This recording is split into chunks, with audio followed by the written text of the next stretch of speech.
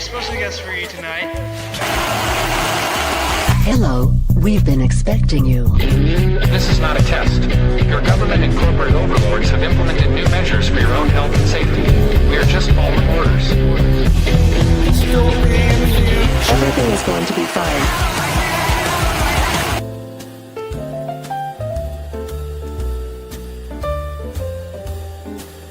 I'd like to introduce. What's up, brother? Welcome, everyone, to another If by Whiskey. We do have a special guest who did check in to make sure that he's joining us today, but he hasn't joined us yet. So, Jake, man, what's going on, man? How you doing? Doing good, man. I'm doing good. I wanted to copy you, if you noticed, and I took down all the background so that we can have the same, we can't have this. the same interrupting background. Apparently, I don't. Do we call each other? Do we call each other before doing the show? It's like wearing the same clothes. What's going on? I loved what you did. No, I'm rocking Brent's hoodie. I'm rocking the Anarcho Syndicate. Okay, I like that. What brought? Is this just a different location, or is this? No. This is the house in Washington. I took all the neon and all my books and stuff down to Oregon, but I'm in Washington for the next couple weeks. So, right. Okay, yeah. That's what I thought. Right. Most So of my the stuff Oregon's being set up. Yeah, all the guitars are gone. All that. Yeah, I see that. I like this. We got this little samesies thing going on here. I will get something up in the for next time, but for today I was like, I'm just gonna leave it. I'm just gonna copy Mark and leave it white. So I like it. All right. No, I think it's great. It's a great look for sure. Just getting through this week, man, listening to everybody's takes on this Minnesota stuff. Everybody seems to have a show about it. So I'm maybe we'll get into it tonight, but we don't even have to because there's so many people who have a take on it and have done episodes on it. Clint Russell did a banger today. Coleon Noir did a great one last night that I reposted, that actually Coleon reposted. There's a lot of conversation about it, but most of it seems to be in one way. So yeah, so let's talk a little bit about it, because let's not talk. I don't like to talk about the videos. I don't want to talk about what you saw, what we did. It's the same thing with the car. Like I see these two instances very similarly. I see Ashley Babbitt similarly. I see Breonna Taylor similarly. I see Daniel Shaver. I mean, I see all of this as just a generic state overreach. 100%. Yeah. So what are your thoughts? Oh, we got Amity Free just jumped on. And by the way, you can click those on too anytime you want there. Yes, sir. Jake. So I'm looking, we're waiting on Rec. Where is that little bugger? So anyway, I think he's jumping on. He's trying to get on here. I'm hoping. So he did definitely. It's been interesting. I mean, I was part of a space the other night that Amity hosted with Winograd that was amazing. Really kind of covered a lot of ground. The one thing is, it's really started a big conversation. It's started a conversation, or maybe picked up where one started previously, but it's tragic tragic's not the right word. It's really unfortunate what happened. It didn't have to go that way. But it has in one way started a conversation or picked up a conversation where everybody's at least talking about it. And I think there's more people on the same page than originally thought when this first happened. I think so too. And once again, more video comes out, and we, obviously, in light of remember, that was the third person shot. So no one talks about the second one. The second one seemed to have been some agitator, right? Wasn't that one like after the good one? Yeah. Like and apparently some came other out weird today yesterday where CNN reported, I mean, grain of salt, CNN, but they reported that this guy had been in another incident with federal officers like a week prior and broke a rib. So he definitely was like in the business of being around confrontation. I definitely there's zero excuse and no reason why the man's dead. I mean, obviously that's a pretty much a no-brainer to me. We can get into that if you want to, but yeah, the video's the video. There's a few different angles. There's a few different takes on it, but what you do see is that by the time the man was shot, he was not a threat. And I think they fucked up. And I think people need to have an honest conversation about the cost, both morale wise, culture wise, not the monetary part of it, about what this is actually costing us to have these extrajudicial killings, essentially, where Tim Dillon said it best, you're creating all these like miniature civil wars in all these different little areas, and there's no way that it ends well. I mean, there's got to be some honest conversation about what they're trying to accomplish versus the reality show that they're putting on for everybody. Yeah, I mean, it's a risk reward thing where we're looking at, right? Yeah. Steve Smith talked about it, and Clint talked about it. It's like, how much extra are you actually getting out by having this show? Because, like, if you're going to be strategic about it, Trump is a lame duck. He's really got 2 years to do what he's got, because these midterms, after what he's done the first year and going into this year, I don't think that the Republicans are going to hold control. Not only are they not going to hold, they're going to just barf it up. You know what I mean? It's not like they could keep control. Yeah. They just want to it's like everybody wants to fumble the football when they get it. It's like it's intentional, I think, in addition to the thing of, you know what I mean? We're talking about like two wings of the same bird. I swear this whole thing's like theater on purpose to, like, the second we get power, let's so overuse it that we lose it the next turn. And it just does a 4-year, 8-year bounce. And we really go towards statism, but we're confused all the way through. Right. Because we've got Democrats bailing out banks. We've got Republicans enacting the Patriot Act and creating a federal police force. Like, interesting. And I mean, right? if you remember too, this was supposed to be the transparent regime or the transparent administration, like Freudian slip. But obviously, I mean, if they're not, we need to have an investigation about this stuff in Minnesota, like a legitimate independent investigation. And until they do that, the transparency part is a joke. And you can have all the Cash Patels and all the even Trump saying that you shouldn't be taking a gun loaded. Like, that is absolutely ridiculous. And to watch these people go into contortion to try and, like, basically shit on the Second Amendment when they're fine picking up that argument when it suits them, it just shows how much of a cheap kind of mirage all this stuff really is. Absolutely. Let me pull this one up from Chris. So he's saying the other incident video is a fake. The broken rib story is alleged, but even if it's very legit, it doesn't matter. That would be inadmissible in a court of law. It very well could be, you know what I mean? Like, because I watched Natalie talk about it. Did you see Natalie post about Natalie Morris? I did, yeah. Yeah, so it's one of those things. Anyway, so, and then medical records, because there hasn't been a damn investigation, of course. And that's the funny thing is, like, when you would argue that Cash Patel is the top, like, domestic legal enforcer, he's the top propagandist of the country. Well, right. But I'm saying, like, is that what he would be technically, as a top legal enforcer of the country, when the top guy says you can't bring a gun to? Yeah. And like dot, and you're like, go fuck yourself, dude. I think technically the top legal enforcer is supposed to be Bondi, and he's supposed to be like the top cop, but either way. Right. But I mean, like, he's the enforcer, she's the lead, like, she's the prosecutor, right? So, like, you still have the law enforcement part of it, I guess. But anyway. It's a bunch of bullshit. So we have that. But you know what? We're waiting on Rex still. I don't know if he's coming, but you know what? We've got a show to do, my friend. So we can't come hell or high water. We're going to do it. I know you've been prepping like a mother this week, so I know you got some stuff stacked up to get into. So let's rock and roll. Yeah, I don't have that much. I've only got a little bit, but let's start with our good friend Thomas Massey. Everyone knows Thomas Massey. I'm going to pull this one up, and I'm going to read this for you guys, if I may. House rules are complicated and not well understood, even by many of my colleagues. Every Republican who voted for the DHS bill, which was everyone but me, enabled gender-affirming care earmarks and the automobile kill switch mandate to pass the House. If you look right there, nay 1, yay 213 on the Republicans implemented this. It's insane to me, number one, that, like, yes, I completely would agree that the the house rules are complicated, not well understood. I even replied to that when he posted, and I was like, I'm really curious, like what the onboarding process is when someone gets elected and comes to Congress or comes to the House.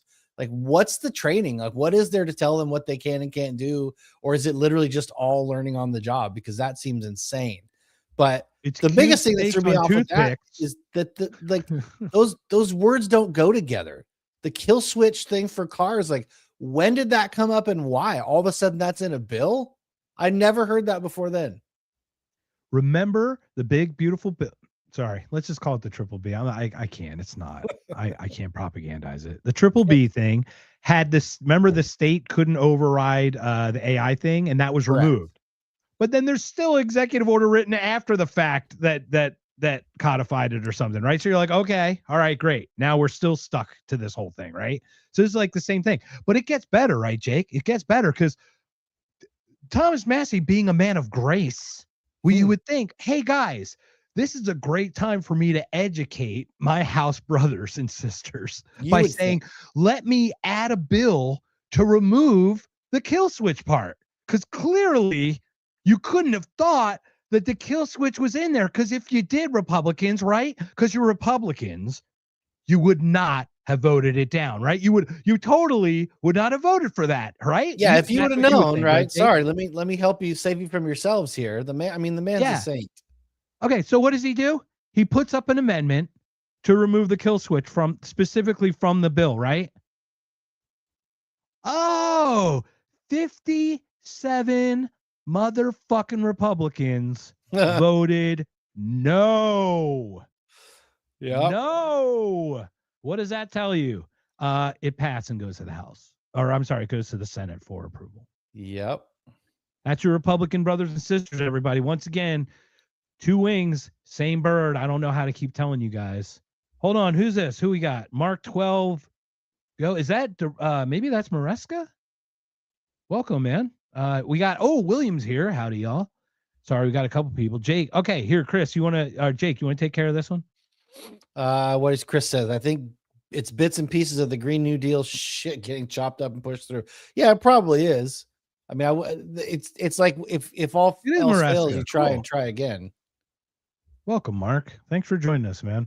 We're waiting on Rec, and like I said, I don't know what's going on, but that's okay because we still have a show. So, share your thoughts on this. So basically, they bamboozle and shoehorn this, first of all, gender affirming care and kill switch car in the same bill. Does that sound like apples and oranges? If I've ever heard two things that don't, one of these things does not sound like the other. So then, well, I mean, if you're a dude and you get some gender affirming care, you are killing your switch. So maybe that's true. It is.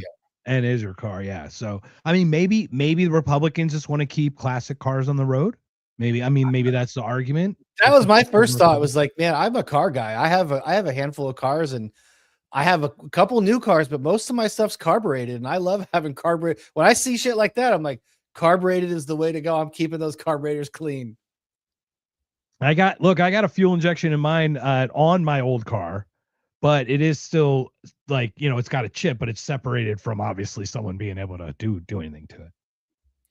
So, yeah. Anyway, but that's the thing is like, hey, maybe we just buy classic cars. Everybody, we'll just start selling classic cars. So. Bring back the square body Chevys. That's what I'm about. All right, man. So that was a fun one. Okay. So let me see. Is this the one I already did? Okay. That's the one we just did. So let me remove that one. All right. So your final thoughts on kill switches get put in, they get shoehorned in, and then Thomas Massey goes, hey guys, let's take this one specific exact thing about kill switches out. What Republican, honestly, would have actually lobbied for that? I'd like to know the 57. And I didn't look. I'm not here to dox people, but I could see a timber shed on there. Chris, sorry. We talked about this at the top. You pulled it up too. I was doing the same thing. There it is. Sorry, there it is.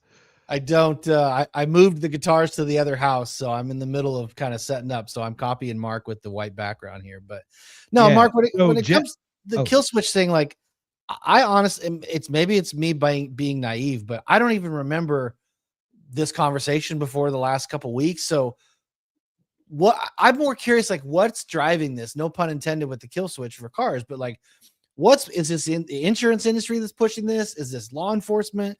Like, what is behind this that all of a sudden all these people are in lockstep to just sign off on it? That's the part I missed. Yeah, so there was a push a while ago for that. And this is probably I think it was under Biden, but with a Republican-led House, right? His last 2 years, they tried to kill switch thing. But for what? Is it literally to just stop people in like high-speed chases? Because those don't happen literally, very often. they can turn off your car at any time for any reason. So, think about, ultimately, it is the access to turn on and off your car is given to the police authorities. So, But would say that there's not, a warrant for your arrest, you unpaid parking ticket. Instead of the boot, they just turn off your car. Illegal search and seizure. Like, you can't shut my car off. If I'm not breaking a law, you can't. Right, but they boot them, right? Like, once again, this is it's clearly an overreach. Clearly, yeah. At what point? Like, right now, we've got ICE agents not requiring a judge to sign off on some kind of warrant, right? They can get an administration warrant or something. It's like, that is a wholly violation of the Fourth Amendment if I've ever seen one. It's terrible. It's absolutely terrible. Yeah, so the kill switches are just another thing to do that. It's basically like, hey, you've been speeding, we'll just turn it off. Oh, you didn't pay your parking ticket, you know? I was driving down the street yesterday. I've got my old car. I'm behind another car, and I'm in this part where I don't know if there's like a super slow zone, but like a speed trap or something. I'm behind another car just going 30, 35 in the old car, and the flash goes off. And I'm like, if I get a motherfucking ticket, I'm sending them a picture of my fucking money. That's it. I'm sending them a fucking picture of my money. If they send me a picture of me, I'm sending them a picture of my money. That's how I'm going to do it going forward. I just always write back. It wasn't me. I was someone borrowed my car. It's not me. Ooh, I like that. There actually is. Who's that Rogan guy? The guy who bought 2 Teslas, put them together himself, and hacks them? Oh, you know what I'm talking about, right? Yeah. I can't think of his name right. He's got a hell of a YouTube channel, though. Yeah, so I'm thinking that's what Chris is talking about. There's gonna be like an EV hack but remember, the kill switch are allegedly going to be on newly built cars going forward. But imagine an incentive. You know what I mean? Imagine them, hey, we'll give you $1,000 if you get this piece plugged into your car or something. Stupid motherfuckers will do it. You know, there's going to be like an OBD plug-in that just bypasses the kill switch anyways. It's gonna be that would be cool. Yeah, that'd be great if you could do it.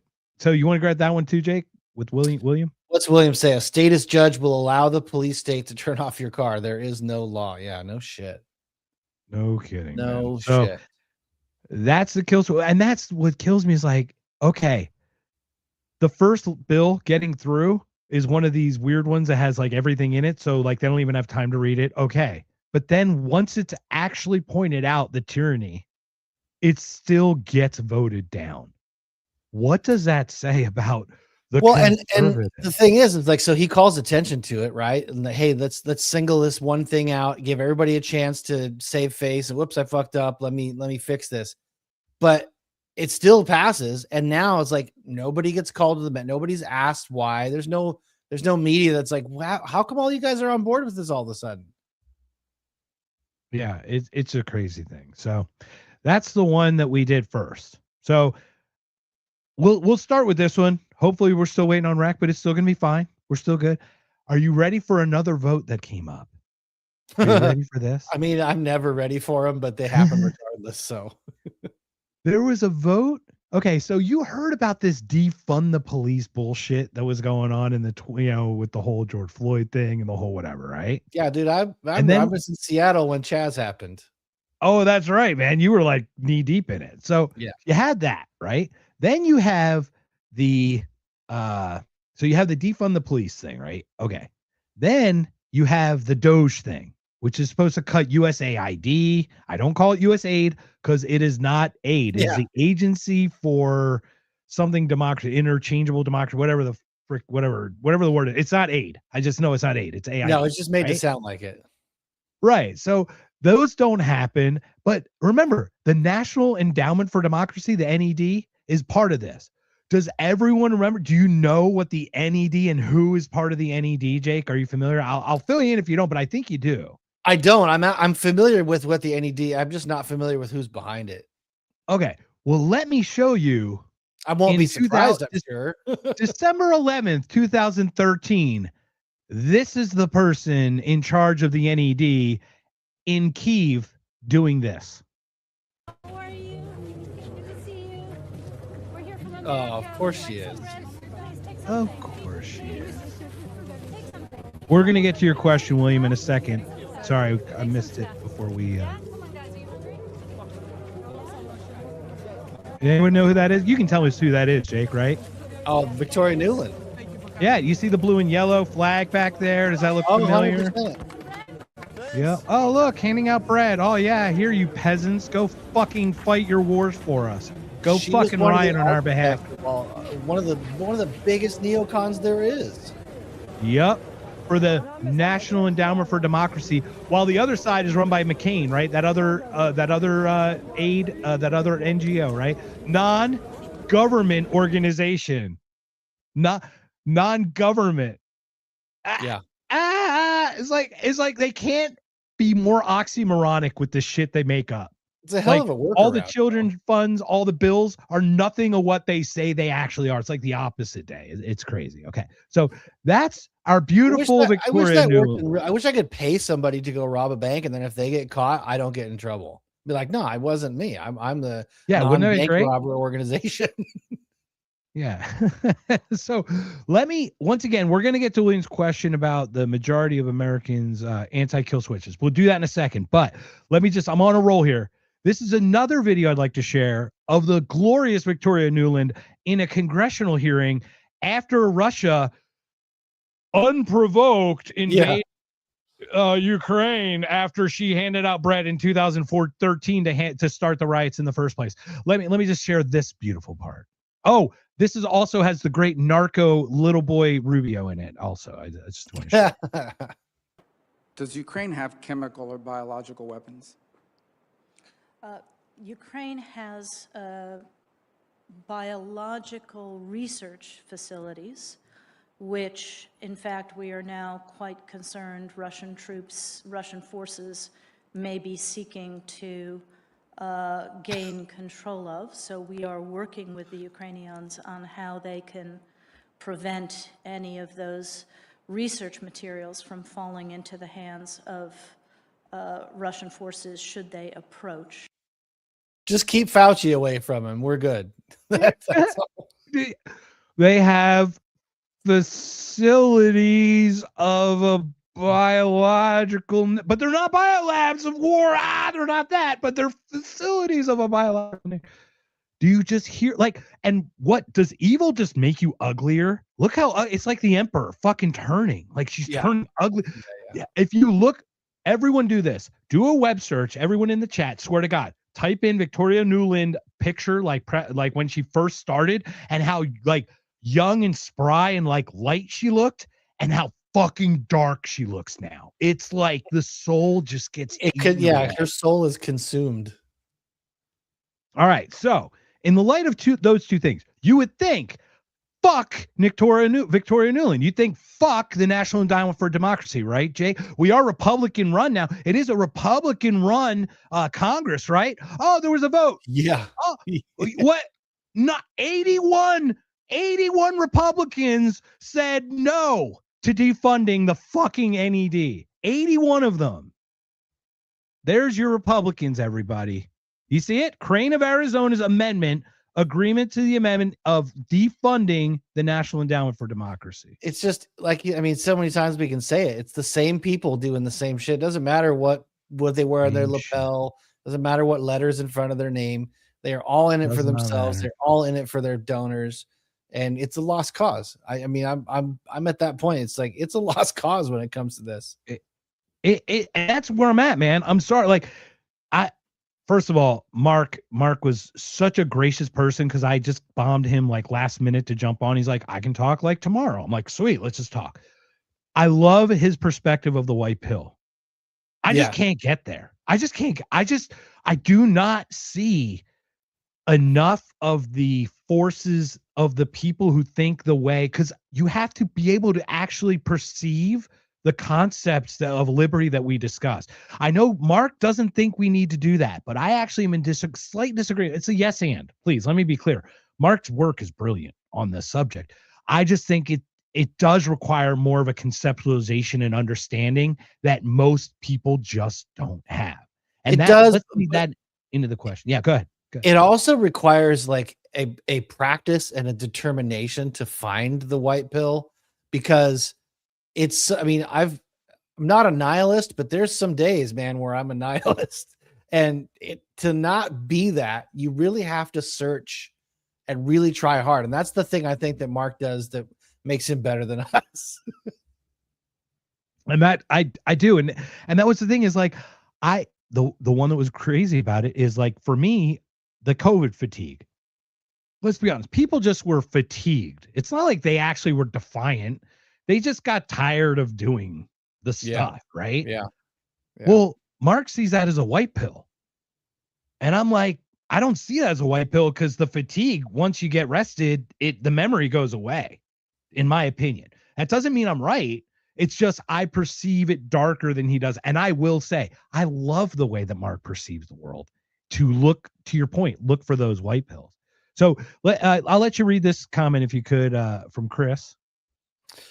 What about, are we back to the kill switches? Yeah, we're going to go back to kill switches because William had a good question next, and we'll go from there. A software update where Elon just pulled the self-drive subscription. Oh, really? Who's to say he brings it back with an update to add this malware? Yeah, I mean, even that, any hacker, you're going to be able to pay to just get a workaround for that. But see, Mark did agree with me. It does take practice. And Mark, I admire you for 50 years of doing it, right? You said 50 years you've been in this movement. So kudos to you, sir. He's the wise old white pill sage. There you go. You want to read this one from William as well? William joined us today. No, I'm not your circus monkey. Well, I'm trying to give you some screen time because I talk too much. So it's what do you say? Do you think the majority of Americans are anti-kill switches? Yeah. The umbrella promise. Okay, we can get into that. Well, let's talk about it. I mean, I think most people are against it, but I genuinely think most people aren't paying attention and don't know that this is even going on, because I nerd out on this stuff. You nerd out on this stuff. The group of people that we associate with nerd out on this stuff, but the regular person going to work and feeding their kids and trying to get by, like, they're not paying attention to this. And the bad thing is that's how it gets done. It gets done to the way, these things are shoved into these omnibus bills or CRs or whatever it is that get, they remember used to call it pork barrel spending or earmarking. Yep, pork bill, right. For projects in people's districts and stuff. It's like, remove the pork, cut the pork. The average person just isn't paying attention. Then this stuff, then they go buy their new Chevy truck, whatever it is, and that's on there, and they're like, oh, well, it's by that point, it's way too late. So I don't know. To answer his question, I think most people, if you really sat down with them and asked them, of course they're going to be against it. I think that's an easy sell to be like, this is ridiculous. But I just think getting to that point to where people are paying attention I think that's the hardest part. Yeah, I totally agree. And just as a side, I think William and Mark Maresca need to connect. I think they'd have a great conversation. So absolutely, yeah. Those two. I'm just reading through the comments here as well, and it just makes a lot of sense. And to your point though, oh man, it's like, did you know about the National Endowment and the kill switch vote? And we're nerds. Like, yeah. You had one busy week of work, and how much did you miss out on compared to what you normally consume because of your nerdiness about it? And then take that to the average person who knows what 1/10 of what you might forget, let alone what you know. Yeah. So, I'm with this. Who's 66%? I'm not sure. I don't know. I love it. Welcome 66%. With I like EVs, but I won't buy one until I can root it. The future of self-driving should be open source. Well, the future, I mean, I don't know. It's not a very capitalistic thing to think that everything should be open source. I'm all about people making money on their product, but open source, you can still make money. IBM makes money on other games and stuff. Okay, Fair. right? I Like, stand- and I if stand and no, corrected. no, go ahead, finish your point. No, Jake, finish your No, point. I don't want to. I'm sorry. I had a I was separate just point. going to Go ahead. add, like, I feel the same way about EVs. Like, I think an EV is a cool tool to have in the toolbox, but I don't think it's the solution or the one stop for everything. And I look at it, I look at an EV like a really cool piece of technology. Like, it's wow, it's really neat that we can make that, but I just don't think it's a replacement or a substitute. And it's like, I would have an EV, but I'm a car guy, and I would have an EV as one of like 5 or 6 cars instead of having an EV be my only car, because there's nothing beats, yeah, you're burning dinosaur bones, but you're nothing beats pulling off, filling up in 5 minutes and getting back on the road. And sure, someday they'll be able to do that. But until they can, it's just not a viable replacement to me. Right. Oh, 100%. That's opens up so many cans of conversation. Hold on, let me avenues. First of all, I don't know about my video, Chris. I apologize that I'm freezing. But the 66%, once again, welcome. And the other thing, if I may, before we continue, Thomas Queter of the Mobility Independence Foundation, he open sources wheelchairs. The To your myth. point. So he does like open source wheelchair stuff for like design, and his wheelchair can like pull everyone. If everyone's seen Spike Cohen ride on the back of Thomas's wheelchair, Oh, nice. Freedom Fest, all those videos, that's Thomas's thing. Open source, you definitely nailed it. Maybe Thomas can work with that and go from like wheelchair to EV and do like some kind of and like broaden his. To your point, that's how you open a business. I mean, it's an avenue for opportunity, in my opinion, right? To hack That these would things. be pretty But they'd cool. make it illegal to hack. So the person hacking, they'd Ross Ulbricht them, wouldn't they? I mean, isn't that what they just do? I mean, they make it illegal to hack, but the FBI used to put warnings that were illegal on the beginning of every VHS tape, and that never stopped anybody from recording shit. That's true, but they, that's everyone's recording. I don't know how many people are doing EV hacks. I know. Plus, that was or analog, kill man. switch hacks. Those were the good days. Man, I still remember putting tape over the hole. Oh, man, yeah. I had god, man, so many good memories. We're so old, dude. It's so crazy. So, last thing, here's the umbrella promise, and I need to look a little bit more into that. Jake, are you familiar with what it is? Not enough to have a well-formed opinion on it. No. Okay. Maybe we'll have William on to talk about it or something. That'd be a good idea. William's he's always in the chat. It'd be good to have him come on and talk. Love it. So, and that would be the concern for me, is like you'd have a Ross Ulbricht be like, hey, bring up your EV. I plug it in, tap a couple of keys, and you're in and out. And he starts a business with it, right? Even online, you could even maybe download the code or something that's like, like what's that called? Little thumb drive thing with like a widget or something in it, and whatever. Sure. Yeah, I could see that happening. But anyway, so last thoughts on the kill switch. Obviously, the kill switch is bad, but like, people don't even know these things are happening. I mean, we don't even know, right? So how is I don't understand. I mean, I do understand how, but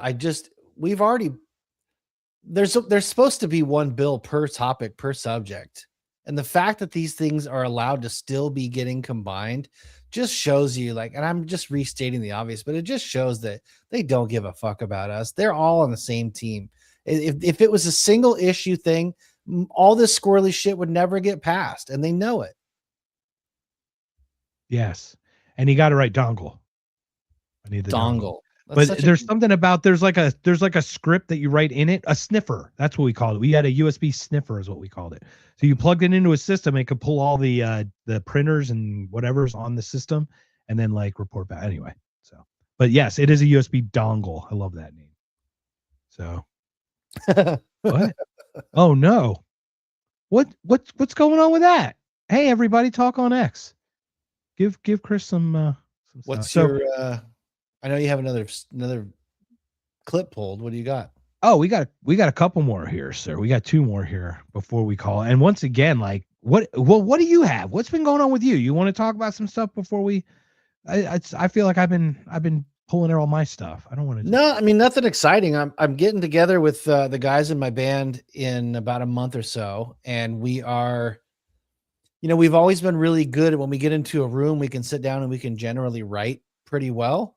Nice. But we're gonna try something new we've never done before. We rented out the studio for like a 3 or 4 day block, and we're showing up with no pre-planned material, no ideas, maybe a couple ideas on my part, but we're going to show up and we're literally just going to hit record and see what we write and what we create in a 3 or 4 day period. And I'm pretty excited about doing that. It's a new, it's kind of almost like I've never done stand-up comedy or improv, but I would assume it's kind of like, in a way, similar to that. Now we can go back and dub and edit and all that kind of stuff. So it's not truly Yeah, the same. but you're right though. It's much of a like a stream of consciousness versus like yeah.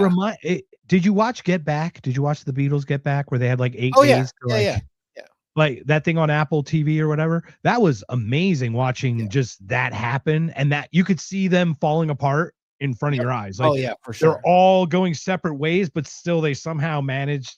Still had magic to keep it together to do that thing. And I can That's imagine how the these magic guys, is what you have. that's how our group has been. It's like when we all get in the same room, it tends to become greater than the sum of its parts, I guess, if you want to put it that way.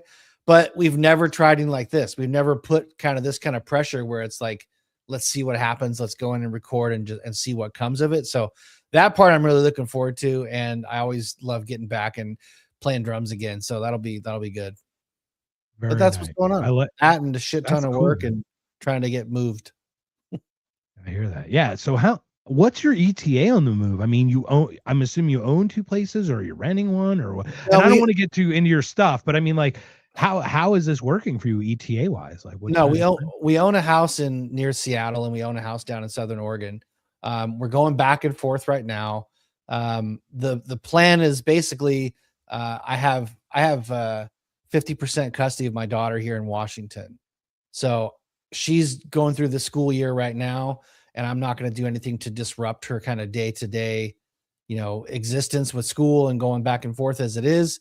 So I'm just waiting until this school year is over. Once the school year is over, we'll be permanently down there, and her mom and I are working out a new schedule. And the way my job is I get to go back. If I have a bunch of customers in this Seattle area anyway, so I'm going to be traveling a lot for work. So I'm still going to be able to work out a pretty 50-50 schedule to see my daughter. It's just going to be bigger chunks of time, and she'll be with us for summers and things like that. So that's really the reason I'm going back and forth, is for that. And I have her this week, so I'm back in Washington doing the dad stuff and working, and I'll be down in Oregon in another couple weeks. That's amazing, man. Well, kudos to all the stuff you got to do, because that's a lot of work going back and forth. It is, but I've grown accustomed to the drive now. Sometimes I fly, but we have dogs, so I'll take the dogs and we'll drive. Sure. And I'm telling you, with all the podcasts that I listen to, it really helps it go by pretty quick. I keep going back to that, is like, I have my favorites now, and I do look for new ones, but it is hard to find new ones once you get in like an algorithm. You know what I mean? You get kind of pigeonholed into like a stream. So it's interesting. But I do like that too. Do you find new ones, or what kind of ones do you watch? Listen to? I check the subscriptions. Like there's a handful that I used to listen to almost everything Rogan did. Now I'm probably half of his shows, and if they're not super interesting, I'll listen to about half of the episode and then I bail. Rogan's are guest based now for me, and I like Rogan because I do like the way he asks questions. I like the curiosity. He's an extremely good interviewer. He's very thoughtful and genuine with his approach. The I wouldn't say problem, but the thing for me is, like, when he starts to give an analogy, or I know exactly what his story is going to be because I've heard it enough times now. We've heard enough, right? So that's the thing. It's not my main go-to anymore. I really do love Clint Russell's show. Liberty Lockdown's a great show.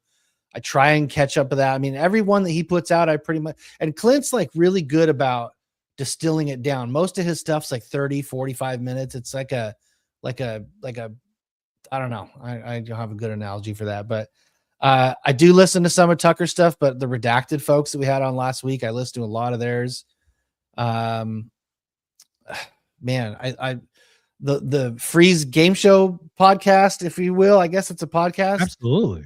I tune into that religiously. What sucks about that, and I'm not going to say it sucks. It's like first world white guy problems, but like what sucks about that one is it's best live, and it's really hard to be present in the moment at the time, because the score, the score is based on the audience participation is such a big part of that. and you want to be part of it. So it's almost like a Spaces. Like if you're at Spaces, you got to be focused and actually be in like with it. You know what I mean? Yeah. So No, it's I agree. easier to I mean, watch after the fact if you're not going to be totally part of it. I get into Sean Ryan a lot. I get into Modern Wisdom with Chris Williamson a lot. Like I just actually on the way back from Oregon last weekend, I listened to Martyr and listened to the whole episode about Germany and like World War I. And it was intense. It was really good. It was like 4.5 hours, but I had a 6.5 hour drive. So I just banged that sucker out. Did you listen to Fear and Loathing in the New Jerusalem? No. Oh, so that's Martyr Maid's first. That's Daryl Cooper's first real big soiree. I have not. No. Oh, it's called Fear and Loathing in the New Jerusalem. It's 25 hours. Holy shit. It's like a Ken Burns. I just tried to finish watching the Ken Burns like American Revolution, and that was hard. It's about everything that leads up to the creation of the nation state of Israel in 1948. Oh, has wow. nothing to do. And what it does, every episode, he goes, what would you do? Because once again, what people don't understand, like you hear things about Daryl Cooper, but there's such bullshit. Like the dude's super authentic. He comes from compassion on both sides. He puts his shoe on both feet. Like when he says, what would you do? He asks the Jewish people and the Israel people, what would they do? The Zionists. And he also asked what would you do as a Palestinian? He's like, those questions are the question. What would you do? And it's brilliant. So if you haven't watched that yet, please do that. I'll check that out. I love Daryl, and I think he gets a lot of drive-by hate, but it's not founded in anything. Anybody that really pays attention, it's off of that freaking Churchill comment that he made, where he was just being glib. He made a little joke. I mean, get real, everybody. Yeah. And also his stuff with Horton is phenomenal too. The website. I'm looking forward to talking to Scott. Scott's gone a couple 2-3 weeks. Yes, to February 18th, I think. So we're going to get depending, because Rectenwald didn't come today, so we didn't get stricken today, which is good. But we're off of YouTube timeout on the 17th, and then the next day we got 17th, and we're just in time for Scott to get us back into the timeout the next day. It's going to be perfect timing for that. So we're excited about that. All right. So what is this? Example, which question is that to? Anyone know? I don't know. Please. Who is Steel Derek? Yeah, Derek, welcome, man. Yeah, what are you asking for an example of? We'll definitely help. I'll give you an example if I know what it's about. Yeah. In the meantime, let us continue. This is from the great Mark Maresca. He right before our podcast yesterday, he goes, "Hey, did you see this?" And he sends me a link.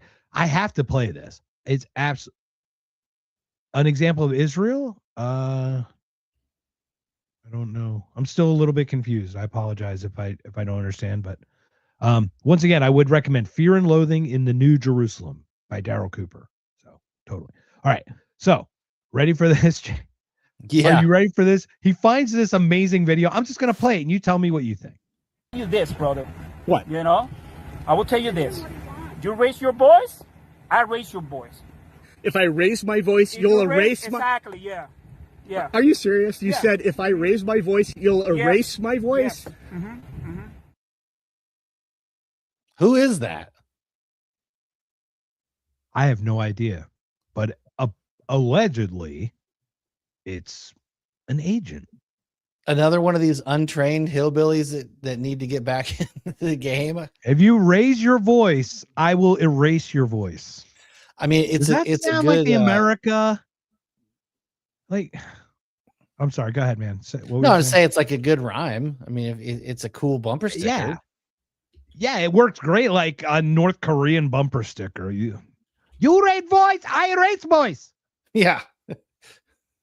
Or like one of those when you go to a town and they have like one of those shitty souvenir t-shirt shops where the thing washes off after like the second wash. Yeah. That'd be a good on. It is funny. It is that. And I'm going to talk about that. When Mark brought that up, when Mark brought up the video, I heard this as well. Is it English as a second language? I heard an accent, and my parents are immigrants. I'm a firstborn generation American. Okay. My dad were Germans. They had come here and they had to Americanize. That's what they did. So I don't have an issue with people having accents, but it does lead. The question is this like an immigrant that they hired on ICE so that they could give this guy citizenship to, you know what I mean, by becoming part of the state? Because that's what I think it feels like to me. Nothing surprises me anymore. But Like, no, I mean, there's when I was in the military, there's plenty of people that English is a second language that are, you know, proud patriots that want to serve their country. So there's no issue with that. But the fact that you can sit there and say that and then double, triple down on it when someone's like, did you really just say that? It just shows like a level of ignorance and this weird like hubris and bravado that just doesn't go well with the job you're supposed to be doing, number one. But number two, it's not going to end well because you know how it is. That kind of attitude, whatever attitude, positive or negative, will spread. And if you get a bunch of people like that together and that attitude spreads, it's going to end badly. And that's the bad thing, is this is all avoidable. All these confrontations are avoidable. And it's like kerosene on a fire with shit like that. So does anyone not know that text and video don't go away? Like, does anyone at this time, like, who would actually once you said it the first time, do you really think that you would reiterate that after you, like, it's one thing to like not catch yourself, to be like, the self-awareness to your point is like, no, I'm going to let you record me saying it 4 times. Well, that's because nothing's going to happen. Right. Like, but that's just, but that's the thing is, in 10 years, right? It's like I remember Mark Kelly, he dressed as Hitler or something in like a 1980 yearbook or something. Hey, and like, I'm not a Mark Kelly fan. Giant head Mark Kelly? Space guy, baldy twin brother. Yeah. Giant Scott, head. Yeah. The weird alien dude guy. Yeah. Really weirdo guy. But you understand, like, I don't agree with his policies. He's a weirdo, but he was Hitler in 1980, dude. Do you know what it was like in 1980? Hogan's Heroes was crushing it in syndication. We were Germans. I was 6 years old. You have no idea how bad we were teased as German kids losing the war in the 70s and 80s. No one has any idea how much of a loser Germans were living in America in like the 70s and 80s. Like, it's just a crazy time. But that's a like, fair point. That's just how it was. By the way, I think I need to appeal to Tucker and ask for a sponsorship, because these Alps are where it's at, man. I mean, Zen can suck a dick. Alps are good. All right, I'm gonna need some help because I would like to get into hooked on some nicotine. So if you could give me Alps, I'm gonna need to. I if you notice, I'm stickless because I'm charging it, but I forgot to grab it before, and with all the hubbub with Dr. Rec. Yeah, I guess we got a funny thing. So all right. If you raise your voice, I will raise your voice. You can't carry a gun to a peaceful protest. Let's see. What else what other, the signature not required by a judge to go in your home. So that's 1, 2, and 4. What's the third one? What's the third amendment? Anyway, anyone else want to go through it's like the 10 Commandments. Which ones have we violated? So right. All of them. Yeah. Everyone. Quartering. Yeah, we're like literally quartering soldiers and shit. Maybe drawn quarter, but anyway, you didn't hear that from me. NAP all the way. Anyway, so all right. Any final thoughts on just general thoughts on what's going on with this mindset, philosophy, or attitude? Whatever you call it. What are your thoughts on all of it? It's hard to really nail down. There's so many pieces to it. There's so much. Some of it seems pretty blatant. Like, some of it seems like it's nuance free. It's just blatant. But there's a lot of it that I don't know why people are letting themselves get tricked into saying. I mean, it's like changing with the wind. And it's like if dear leader says this, then everybody goes this way. They'll do all the mental gymnastics to spin it so that they can sleep at night and they can swallow it and regurgitate it to their friends and family and neighbors. And it's like the biggest thing to me is critical thinking is just gone. It's like there's There's nobody left that's actually doing them. Like back to this Minnesota thing. Like, you can agree.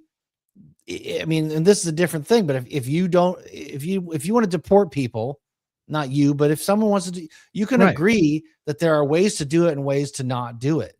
You can agree that somebody's a threat or somebody's not a threat. It's not this like all or nothing attitude. And it's gotten to be like worse than team sports. And it's like, my team does this, so no matter what my team does, I'm ride or die with the team, no matter how bad it makes me look, no matter how many times that's to contradict my previous beliefs or thoughts. And it just goes to show that most people just don't believe anything. They just believe whichever way the wind blows, whichever thing is the most popular, whatever gets them attention, whatever gets them, likes on their social media. It's like, I'm going to say this thing. And I've had it. Like, we have to have some sort of critical thinking in this country. And I don't see it coming back anytime soon, but there are people like you and me and tons of other shows and other that really like vehemently live by this. And it's so imperative to introduce critical thinking in your life in every way to see through this bullshit. And, sorry for the rant, but I've just gotten to the point where I've had enough with people just mindlessly repeating stuff without anything to back it up. It's killing me because I don't care what you think. If you can draw from where we are to where you want to go and you can make a case, even if I disagree, I can at least follow your train of thought. But people are not told how to think anymore, how to break down an idea, how to problem solve. They're only told what to think. If you want to be team red, and to your point, it's funny because I said this with Mark yesterday. Thanks, same Chris. thing. Yeah, there you go. Murga. Oh my God. That is, let's see. Is there an A word for ranting? But I just think, but I think Murga would be great because it almost sounds like Merca. But yeah. So to your point, like, it's like all NPCs, man. No one knows how to think. So I've got this woman, this whole Facebook thing back and forth, and I don't know if I shared it with you or if I just posted on one of the stuff. It's like she's defending the Preddy thing. It was the stay-at-home save lives thing with the Preddy in the circle, and I'm like, did you make one for Ashley Babbitt? I'm just asking. I'm just asking. I'm not putting judgment on anyone but the state. Just be consistent. Right. The state overreached in Ashley Babbitt, correct? Correct. The state overreached in Preddy. And I don't care. Yeah. You can call what you want, but that was an overreach. It was an overreach. So she puts that, and I go, well, did you consider making one for her now that I've made you aware that it's due to state overreach, not that it was his fault or her fault? And she goes, you can't tell me what to put on my page. And I'm like, I'm not telling you what to put on your page. And these people just back, and it goes, so then I go, well, let me add Breonna Taylor and Daniel Shaver, to your point you just mentioned, and then I'll add Waco and add Ruby Ridge, and then let's add Dexter Taylor to the mix, right? So then she goes, if you looked in my feed, you'd see that I supported Daniel Shaver. I go, so you're okay with only this kind of statism, not that kind of statism. So you're still a statist. And then she goes to say, how dare you accuse me that I approved of all of those? I didn't approve of those overreaches. And I'm like, but you're approving of this one. It doesn't matter. Like, it's kind of a 1 or a 0 here. It's like pass fail. Well, and it's like the black squares on Instagram. It's like everyone's doing this, everybody's saying this, so I'm going to say this too. And as soon as you are asked to explain it or back it up, you crumble and you fall apart. And that's how you know there's no argument there. Right. And let's pull this out. This is a good comment here, if you don't mind, Jake. Read that, and we can opine on that a little bit. The mindset has to change. ICE needs to back off. Trump has to recognize military police tactics is going to lose support because it's evil. I mean, the bad thing is, and we can get back to the NPC thing, there's enough MAGA that are, deport them all, drag them out of the hotels, deport them all. And look, if that's someone's opinion and they could lay out an argument why they, strongly believe in it, I'll listen to it. I don't feel that way. But the problem is yes, it's evil. And yes, I mean, it can be interpreted as evil. It can be interpreted, but I think net, I think there's more people on the MAGA side that love that shit. I mean, how quickly they went to go defend the officers in this situation. Well, he never should have been there, and it's like, okay, really, that we're gonna go there? Well, they shouldn't have been there then. I mean, if you really want to do that, like, yeah, I think there's too many people that this is red meat for them, and they love it. I think Trump knows that. It's back to that thing, like, it's a reality show, and that's one thing he's good at. But it's a reality show that he's putting on by doing this stuff, just a different, newer version of it. And I think he obviously went after a blue state or a blue city, right? Obviously, in this case, a sanctuary, whatever. And I'm sure Seattle's going to be to ruffle the feathers. But he also backed down, right? Kind of in a weird. Oh, Doc Rectenwald just joined us. All right, hold on, let's bring him up. Doc, how are you, sir? Hey guys. Hey, welcome, man. Are you okay? Hear me okay? Everything all right?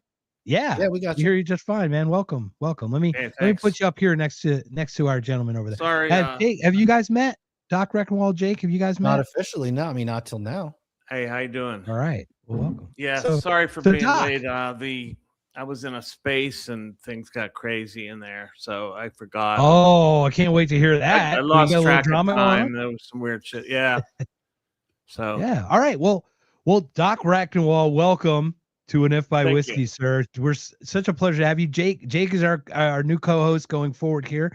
And tell us a little bit about yourself, and let's get right into what you guys were talking about. It sounds like it was juicy. Yeah, well, you know about me, right? So why don't you tell them? I'm tired of talking about myself. All right. Well, Doc Rectenwald was a former presidential candidate for the Libertarian Party. There was a lot of shenanigans that went around that. There was a lot of stuff going on. Former Marxist turned libertarian. I'm a former neocon turned libertarian, so we're literally opposite ends of the same spectrum. It's crazy stuff. This is the beautiful thing about it, right? And Doc, you welcome. Now, I understand you working a lot with AZAPAC, which is the Anti-Zionist America PAC. Is that correct? Yeah, that's the PAC I founded. So yeah, I'm running it right now, and yeah, so we're off the ground and it's going really well. We've got a lot of work. We've been doing a lot of work, and we have a lot to do.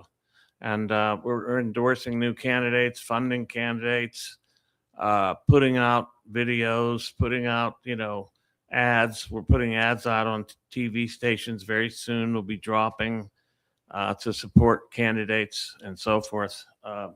So yeah, it's big time work. And I'm going to get some, hit pieces coming out on me soon. Pretty sure. I was just going to say that's gotta be tough work and put a big target on your back to be doing some of that. Yeah. I mean, I'm a God's fool, I guess. Because I was going to wonder, do you have to register with FARA no, I mean, we're the ones that shouldn't have to, because we're advocating the actual Americans. Yeah, we're actually advocating for American sovereignty as opposed to foreign occupation. So we're, otherwise just kind of like a complete control system. That's really hard to pin down, but it's pretty mercurial, but it's very clearly like a kind of cooperation between Israel and the United States. Does seem that way, doesn't it? Yeah, a little cahootsy. It seems like bedfellows for sure. Yeah, and they're trying to run everything. And Doc, could you tell me a little bit how this particular issue became one of your focuses coming out of what you were focusing on prior? I'd love to hear your story about that. Yeah, so as you know, I ran for president as a libertarian, and my platform was pretty straightforward and quite radical. I ran as an ANCAP, an anarcho-capitalist. Had I won the nomination, which, as you mentioned, there was a lot of leisure domain that went on around that. I won the first 5 rounds and lost in the 6th. So you have to win 6 times to win. I mean, it's just ridiculous. This thing. They had this system, and I won 5 times, but I lost. So yeah, I watched it. I watched it live. We had that podcast, and I would, if anyone has not watched it with you, Sean Collins, and myself, just talking about it. And what's funny about it is how I went from neocon to libertarian like so quickly. I went from libertarian to like no government at all so quickly because I saw just the same politics. Yeah, because it's the humans playing the game. So I mean, the problem has to be the game has to go away. So it was my platform was anti-statist. So all I wanted to do was to get this message out as broadly as possible. I knew it wasn't really a presidential campaign. It was just, it would have been a PR campaign for anarcho-capitalism. Yeah, it's a good platform to share that for sure. Yeah, so that's what it was, or what I hoped. And your victory would have hurt Trump. Without a doubt, partially you would have drawn votes 100%. I think that's part of the philosophy that went into the whole. That's a part of the calculus of what happened, I think. But I don't want to make accusations. I don't want to be sued. No, we can. But we're just kind of dissecting it without judgment. Without we're just kind of playing in the same. Allegedly, sure. we can just say allegedly recovered. I mean, one of the persons involved became a Republican soon after the convention. And that might be a vice president. That might be the vice president. That's the same person that threw his support to Chase Oliver at the last minute. And then after the thing's over, he becomes a Republican. What's going on here? So I kind of some kind of species of Republican, but nevertheless a Republican. Anyway, so I have a disdain for the state as a monopolist over force and its robbery of us for taxes for its survival, and the way that it builds up its own power and oppresses people. And then I saw the state of Israel responding to a incursion on their border with the kind of absolute power that everything they could muster against a captive population. To watch a state operate like that and get away with it, it incensed me beyond words. So that's the link to ASAPAC. Okay. Because I recognize there's one more step. I recognize that without the United States funding and arming Israel, this couldn't be happening. And building up their Iron Dome and all that, replenishing it, putting all this munitions in the ground over there that they get total access to, sending them $38 billion, sending them this, putting tankers in the sea, all this stuff, bombing Iran for them. I mean, you forgot field testing all the equipment to use against us when they bring it home. You mean Palantir, the Palantir, all that, Palantir drones, the AI Pegasus, software, all of it, drone tech, all that. Yeah, it's all going to be used. Field testing it. It's a surveillance system, and they're rolling it out gradually, incrementally. They're using it first on illegal immigrants, then they're using it on protesters, i.e., they're calling domestic terrorists, and next they'll be using it on dissidents or something like that. Oh, yeah. Well, this is the thing. Here's my thing. Narco terrorists, mark my words, narco terrorists will become a narco terrorist. Because humans are so fucking stupid that they just add an A in front of it, and it's like the programming. Narco terrorist. Narco terrorist. There was a narco terrorist. Narco terrorist. A narco terrorist. Bob. Danger. Will Robinson. Danger. Just the NPC. Just it's off the charts, man. It's killing me. Yeah. So I mean, and then I recognize the United States government. That we're being robbed to pay for somebody else to commit crimes against humanity. It's a double NAP violation, shall we say?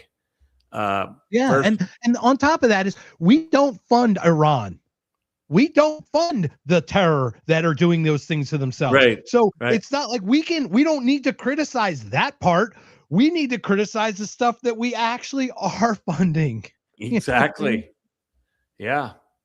So that's the story in short on how Where it came where do about. you look for which kinds of races do you look to support candidates? Are you looking national level, local level? What are you guys trying to do? Yeah, that's a good question. Yeah. So my thinking has been that the best insertion, the most efficacious thing that we could do would be to get people into Congress, because it is a national government. It's the cheapest national races that there are. They're not cheap, but they're cheaper than Senate races, and they're certainly cheaper than presidential races. So those are the insertion points we're looking at first. Congress, Do especially. you put in third party, or are you looking to hijack the primary Let me just of the redlined or the gerrymandered yeah. district? Let me explain that. So AIPAC doesn't care about party. They bribe party. They fund everybody. Yeah. So we decided we would be nonpartisan. I don't care about your party. It's not a criterion for a qualification. We don't use it. It's not. It doesn't matter. Now, viability is something that we look at. Are you viable? And do you have any viability at all? At least to get exposure. These are going to be tough races of things to do, because we're going up against AIPAC, who's handing these people hundreds and hundreds of thousands of dollars. And, they're putting hundreds and hundreds of thousands of dollars against people like Thomas Massey. So you can bet your bottom dollar when they see what we're doing, they're going to put more money against these people. So it's a battle. But we think the truth kind of helps. Yeah. Well, I love that. So let's talk about that real quick. If we may cut in, we mentioned 2 Massey votes today earlier. We had queued up for you earlier. Obviously, time, no worries on the time. We're just grateful that you could share your time with us. The first one was about the gender affirming care and kill switches in cars being muddled together in one bill that the Republicans voted for. All of them except one person. Yeah. Oh my gosh, it just happens to be Thomas Massey, right? The guy they're trying to primary. Then he puts in a separate bill, right? Then he puts in a separate bill to remove the kill switch from a first bill addendum, and 57 Republicans voted down. Are you kidding me? And it goes to the House. It goes to the Senate. Are you kidding? Kill switches in cars, Doc. No, this is unbelievable. So we're talking about, pretty soon they're going for total remote control. But right now, they're at least trying to impede your progress and probably detain you. So look, this is very, very, very the slippery slope, as you know. I mean, having kill switches in cars, they're going to say it's because you're drunk. But this will be used as the, alibi for anything they do. It's a third Wednesday every other day. You can't charge your car, so you can't drive it because of the grid to power all the AI that we're putting in, that we're shoving down your throat, in addition to trying to power and charge all the electric vehicles that we make. Right? Yeah, it's really brilliant, isn't it? It's really I'm with you too, that it's definitely a slippery slope, but I feel like we are already slipped and we are sliding down that slope. I don't even think it's a maybe trip and fall. Like we're headlong, ass over tea kettle going down this slope. You think it's retrievable, or is it too late? Well, I mean, I think anything's retrievable. I just don't know to what extent people are willing to go to retrieve it, I guess is the way to put it. Mm-hmm. Yeah. And yet for Derek, just for Derek's thing, it is the Kentucky rep, Thomas Massey. So yes. And then so we did the kill switch one, and then we have the second one. How about this one? To defund the National Endowment for Democracy. Did you see this one, Doc? Did you see this vote? Right. 81 Republicans voted no to defund Victoria Nuland and her psychopathic regime change arm of the military intelligence.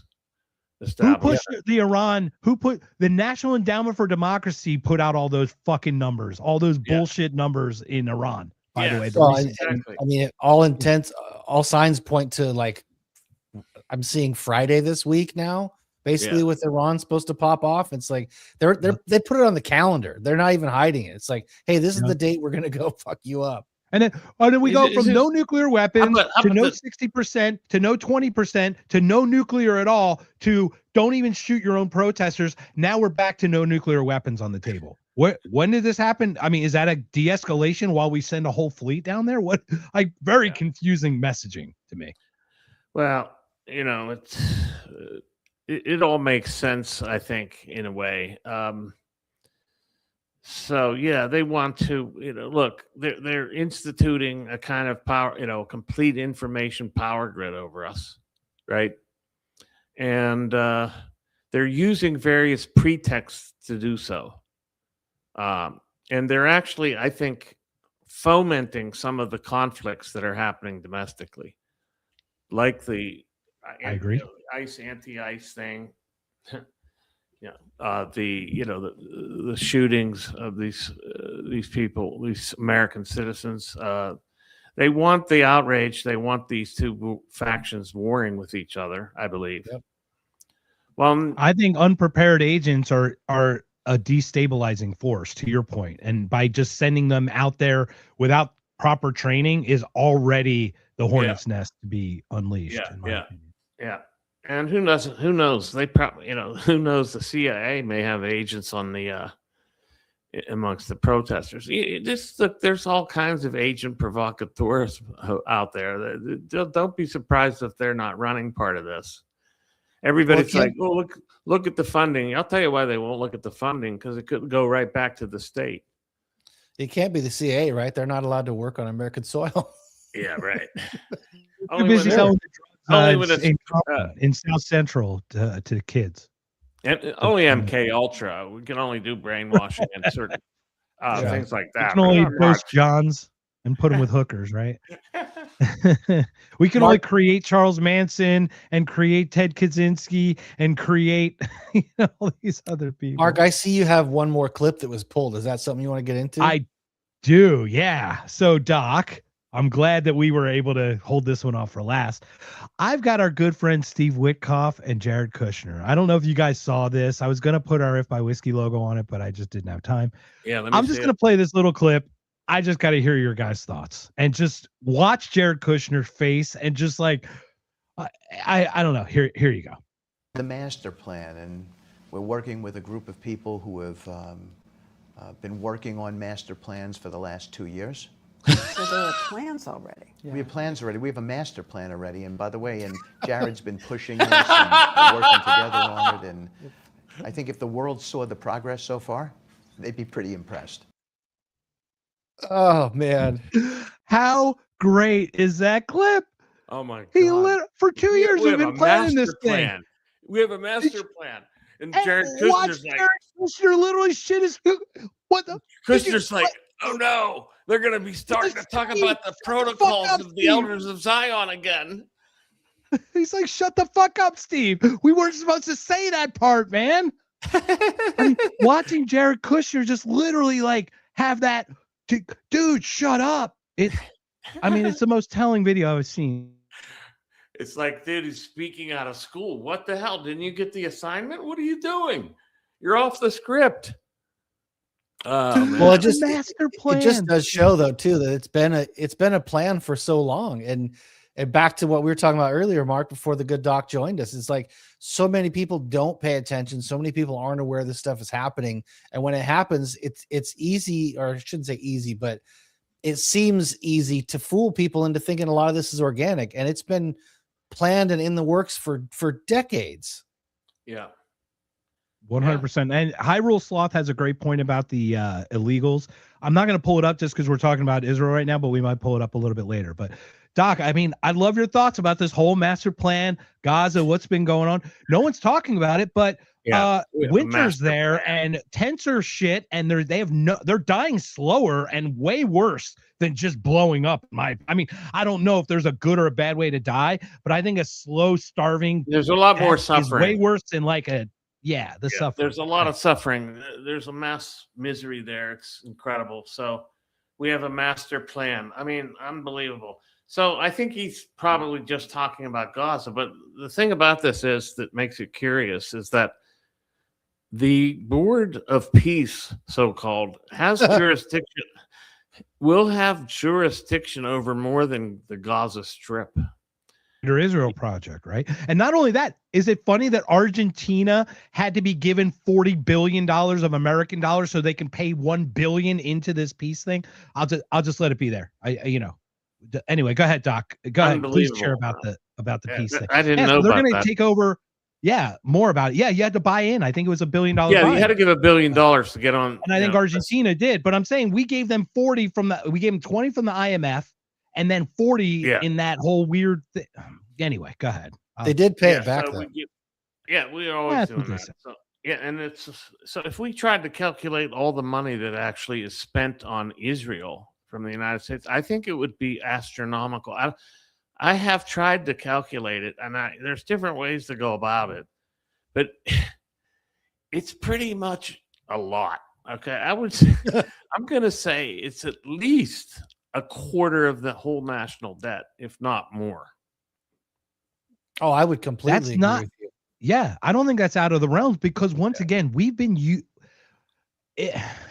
it's not in America's interests, but we have mutually been using Israel in ways that we would just pay them to do their thing, and then we look at how they did stuff, and then you know what I mean, like it's psychologically, or whether it's through warfare or whatever, we fund them to do it, and then be like, oh, those are good things. Not only that, but the IDF trains with. I'm sorry, the ICE officers train with the IDF, at least at the top. So I mean, we're looking at the fact that.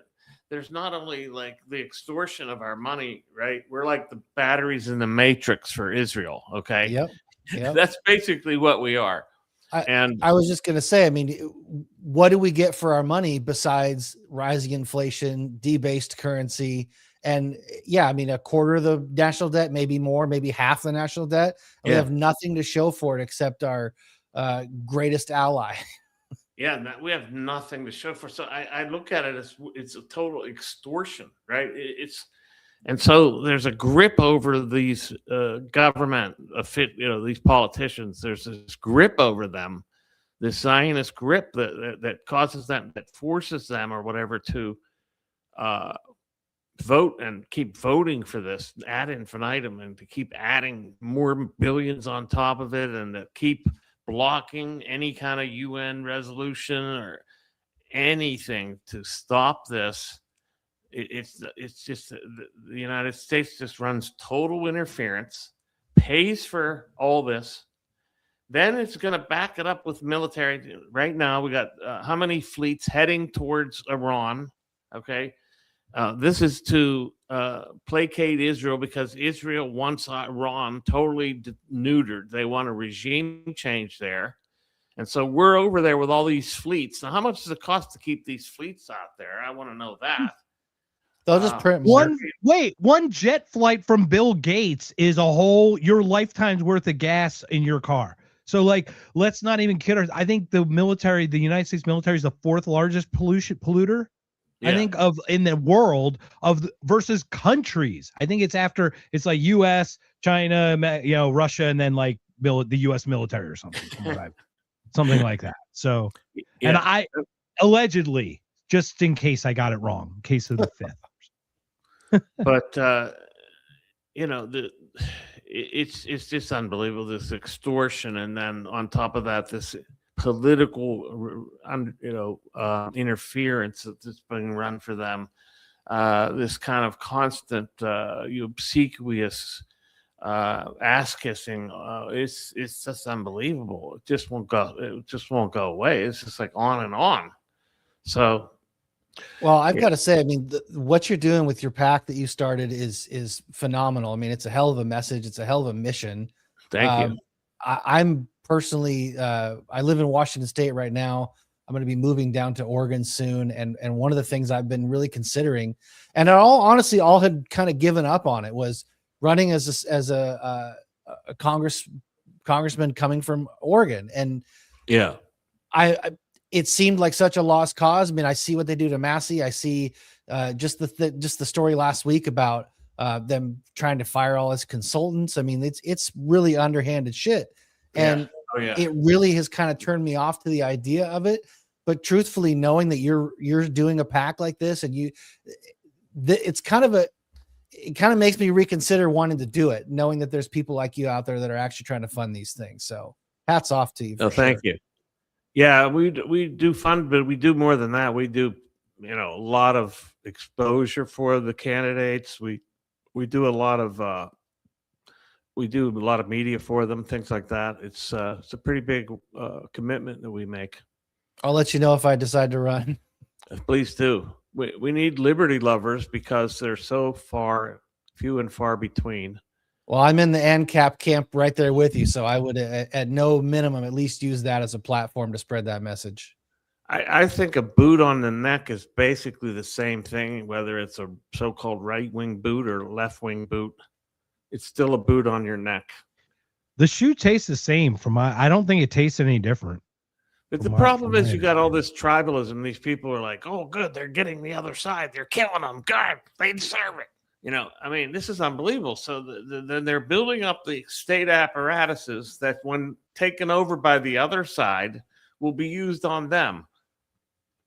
Yeah, well, and back to the national level stuff, it's like all these things that are being done are being done by executive order.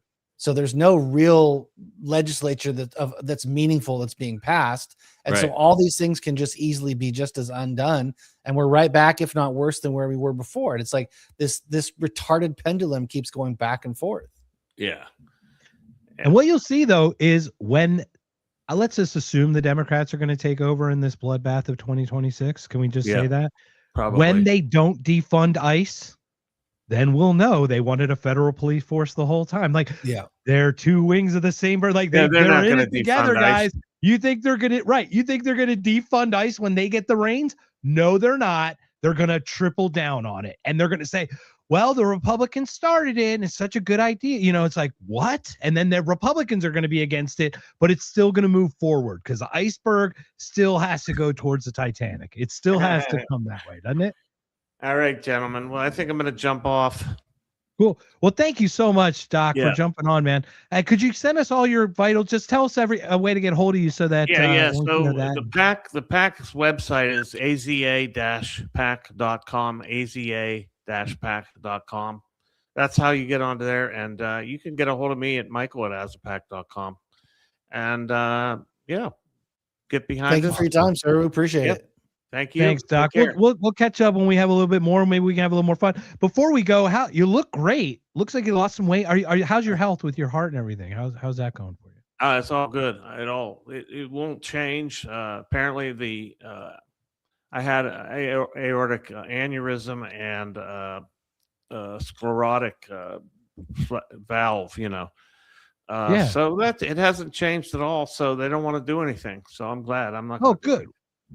Yeah, absolutely, man. Well, you look great. It's great seeing you. Thanks so much for joining us again, Doc. Have yourself a great night, sir. Okay, you too, guys. Take care. Thanks for having me. Thank you. And that was Doc. Yeah, the guy's busy, man. The guy's just busy doing stuff, and he's a doer. He's making it happen, right? That's all I got to say about that right there. That's all I got to say right there, baby. That's beautiful. So anyway, I'm just happy that we can have Doc on for a little bit before we. No, that was great, and especially after he sounds like he was in that spaces, getting heated for a minute. So I'm glad he graced us with his time for a bit. Have you ever been in any of those spaces? Not the ones he's in. Oh yeah, those get. I mean, it is just an anti-Zionist bash fest, and then if someone else gets in there, like it just becomes just dogs going at it. It is. It's nasty. It's like that was just for you, William. That picture was just for you, buddy. All right, so let's pull this up. In hindsight, go ahead and share William's thing here because this is interesting. William says, "Thanks so much for joining tonight." Oh, it's probably for Rec. I enjoy listening to your analysis. As an agorist, I'm personally conflicted with the concept of getting involved with the Libertarian Party. I get it. That's what happened to me too. And look, you can. It is a thing. Even minarchists are statist in some way, but we got to start going, guys. A minarchist is better than the current state, and that's whatever's the thing. to the right of that is better than whatever's You know what I mean? Like, we got to take steps, right? It's a spectrum, and all of the agorists, ANCAPs, minarchists, everything's in the same area on that spectrum. We can talk about the differences and squabble about details, but if you're liberty minded and you believe in absolute true freedom at any cost, then you're on my team. That's all. I mean, and not the team sense of like blind NPCs, but like, I'm down to have discussion with anybody. I'll talk to the most far left person and listen to them try and make their argument, and same thing. But when it comes to really wanting liberty and really wanting to push towards that for our whole country, those are the people that I truly try and surround myself with. So that's where I'm at. This is smart. Yeah, and this is a smart part. Get elected in the state or local level. Look, local always work. Subsidiarity is really the best way to do it. I do agree with that. The only reason in Oregon you might not have to do that is just because the way the population falls. You may be able to go run for a district that's not very large and still make it to the House by not having to do the city and the state stuff first. I'm not against it. I'm right. Really not what about impact? Wouldn't you have better like, I think a lot of people are saying local for the impact part more than the electability part, if that makes sense. Okay. I mean, that's a fair point, but I mean, just a thought. I'm just giving you different angles. I don't know. I think it's not a bad idea, and I do think you can affect more things locally for the people that would be supporting you in a national race if you're able to be part of local government, for sure. Yeah, for sure. This is a good one too. Libertarians are not anarchists. They believe in intellectual property. Have we had an intellectual property discussion yet, Jake? We had. I don't believe we have. We could tease that for another day, or we could dive in. But we should. I'd love to get just a broad thought of your thing now, considering we got a little time here. We got another half hour before we call it, if or up to that point. But also, it depends on what It depends on what you're considering an intellectual property. If it's something that you're coming up with on your own and you get it patented and you're coming up with an idea, sure. If it's something that only lives in your head, that's never been expressed and never been documented and never been produced, so to speak, and you go, well, that was my idea. I mean, come on now. But I think what drives, one of the biggest drivers of capitalism is innovation and new ideas. And if you have a concept that you come up with that's truly different than the rest, or something that's a upgraded version of something that exists, I don't see any reason why you can't have ownership of that idea to a point of making profit off of it. It goes back to my hopes for the free market. If the idea that you have is shit, nobody's going to buy it. If the idea that you have is good, then you're going to have a lot of people behind it. So, I mean, at the surface, that's my first thoughts on it, but I really probably need to dive in deeper. We will, because I would probably be in your camp in the beginning, is like, you made it, you own it, it's yours. Like, but the more I've talked with people about IP and all that, it's like, man, open sourcing does make your product better, even if you didn't make that product. Like, for example, right? You've got open source. IBM would be open source. Apple would be closed source. Do you remember all the video games? IBM, how the business model worked? And even though you had the code to IBM, right? Like, that was a code that Apple wasn't giving theirs away. It opened this door for all this other competition in an open. Once again, I'm all over the place with it, but I've started to lean towards the anti-IP stuff. Matthew Sands was on with Jake or with Jason before, and stuff like that. So like, there's some interesting stuff about that, and we had William on for IP as well. So go ahead. My only pushback just on the surface would be that if open source is better, and I'm not arguing that it's not, but if open source is better and it's going to make you a better product, and you're against open source and you're pushing for your IP, back to that free market plan. If the open source makes your product better, you're going to lose out by holding on to that IP and not developing it. So it goes back to the I guess choice of deciding which way you want to go with it. But whatever makes the best product is going to succeed if you have a true, fair, open market. And it is, but then it becomes philosophical too. And I think this is one we should. Maybe we'll have William on again, because William did talk really well about it. But part of it is like a song. You have a song, someone remixes your song. Now you could be like, oh, that's my song. You remix, but like, who doesn't want their song remixed and like shared with more people? That's You a know what I new mean? And that, thing. As soon as it gets right. remixed, it's a new thing. Right, but it is still the original idea. It's a But what is stolen musically? like, What's an idea? I mean, there's only 12 and notes that you can play. I mean, yep, musically, exactly right. And the chord progression, right? 3-5-4, all the 1-5-4, all those types of things. You're absolutely right. Like, but then you have like My Sweet Lord and He's So Fine, and they literally are the same song. But does it matter that those two songs sound alike to me? Does it matter that Last Dance with Mary Jane sounds like Danny California, whatever the Red Hot Chili Pepper song? Like, does it matter that No Scrub sounds like Ed Sheeran's song? Like, it to me, it doesn't. It's like the homage to me, right? And that kind of spits in the face of IP. Does it matter that the bass player from the Stray Cats stole one of my songs? What? Get the fuck out of here. Are you serious? Dead serious, yeah. Shut the fuck up. Yeah, 100%. You and share this story. Oh, we got to talk about that. We can end on this if you want. That's fine. Yeah, I want to hear this story, man. And So first back of all, in the day, I encourage everyone joining before we do this story. But there are so many new people in the chat today. It's been this amazing thing. So just thank you for all the engagement, everyone that joined us on If Bad Whiskey, man. Go for it, man. I want to hear this story. I'm hitting mute. Okay, so back in the day when my band Six Gun used to tour, we would get on some pretty good size shows. We opened for some good bands: Violent Femmes, Misfits, Dead Kennedys. We played with some fun bands. One of the bands we got put on, we were on our tour opening for other people, kind of popping in and doing different things we were in Pismo Beach, California. The bass player for the Stray Cats was out on like a solo project. His name's Lee Rocker. And he was going out doing his stand-up bass thing and had some, and if I don't know if you're familiar with Stray Cats, but the bass player also sings quite a bit. So it wasn't like people kind of liked his. He did a lot of the harmonies, I think, right? Yeah. I mean, Brian Setzer obviously was the man, but Lee did a lot of backup stuff and they played off each other a lot. So we go to play this show. We show up, he's got a full catered backstage area. And we're just, punkers, basically tattooed punkers. And you would think we were kind of a rockabilly-ish, but more Soulful Distortion kind of a band. You would think that we would be well accepted, but he very much big timed us. And I was in my early 20s, so I was, whatever, do your thing.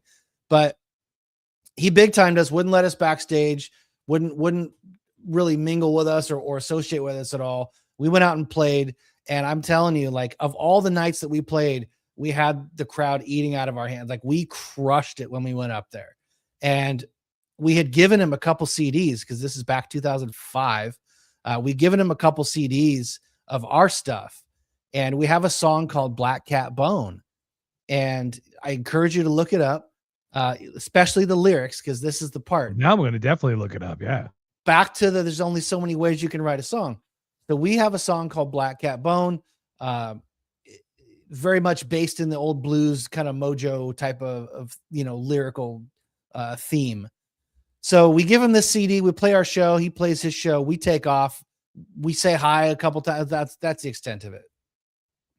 About it's been 20 years, so I'm going to say 6 months later, he puts an album out. And his album, I think his album is called Black Cat Bone. Let me see. Shut up. No fucking way. No. It gets better. Dude, I can't wait. This is beautiful. His album is called Black Cat Bone, 2007. Okay, he puts this out. Shut up. And you have that on your Spotify somewhere? There's a song on the album called Black Cat Bone, right?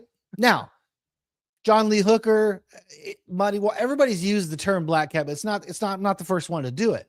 No, it's like Ragman and like all that Ben Bone, them bones, all that bone stuff. Yeah, I totally get it. Yeah. I will let you go listen to this and we can link it and play it in another show. But the lyrics to our song were late last night, about 10:30. I went drinking with some of my friends. I lost my money. I lost my keys. I wound up in the street. Lee Rocker's song starts out same chord progression as ours, same exact style of music, same chord progression. And his first line of his song is "New Moon Night, about 10:30." I'm like, you motherfucker. And so I know for a fact, and I wrote to his management after that. And look, imitation is the best form of flattery. For a guy like that who's toured the world and played with the Stray Cats to steal one of my songs, I was like, hey, cool. I guess I wrote a better song than you that you had to take mine.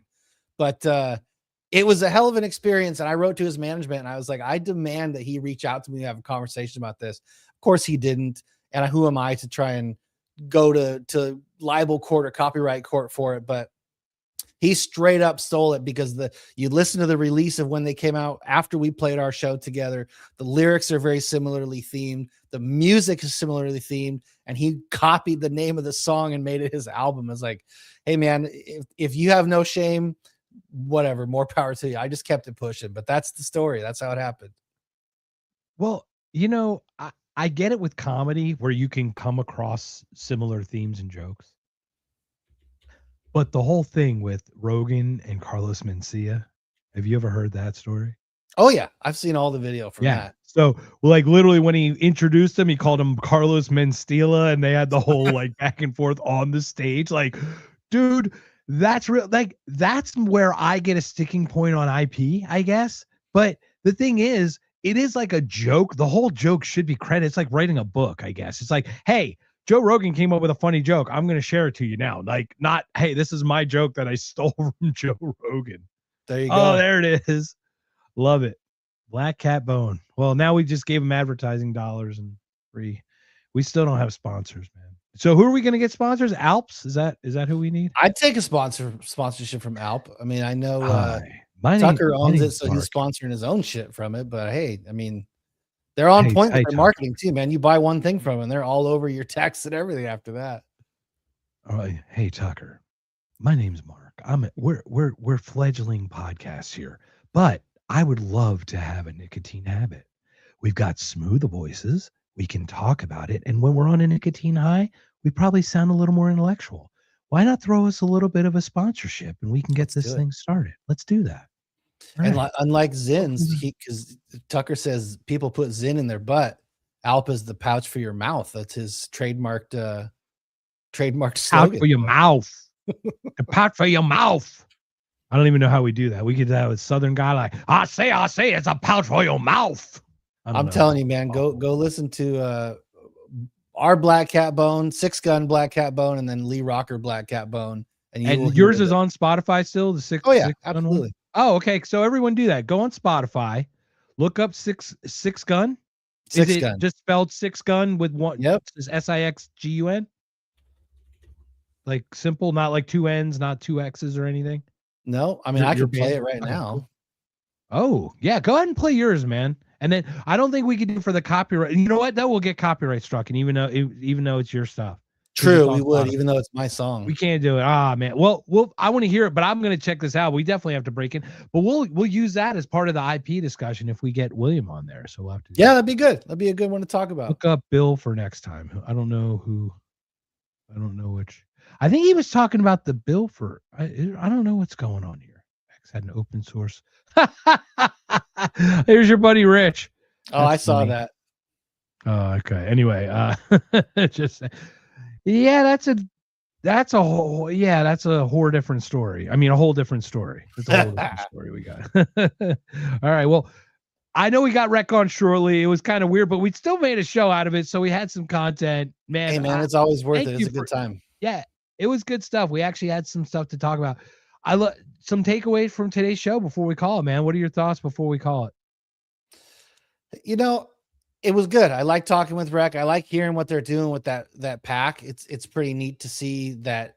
I mean, it's got to be a ridiculously uphill battle. And like he said, there's going to be some hit pieces coming on him for sure, but I'm sure that he's used to it at this point.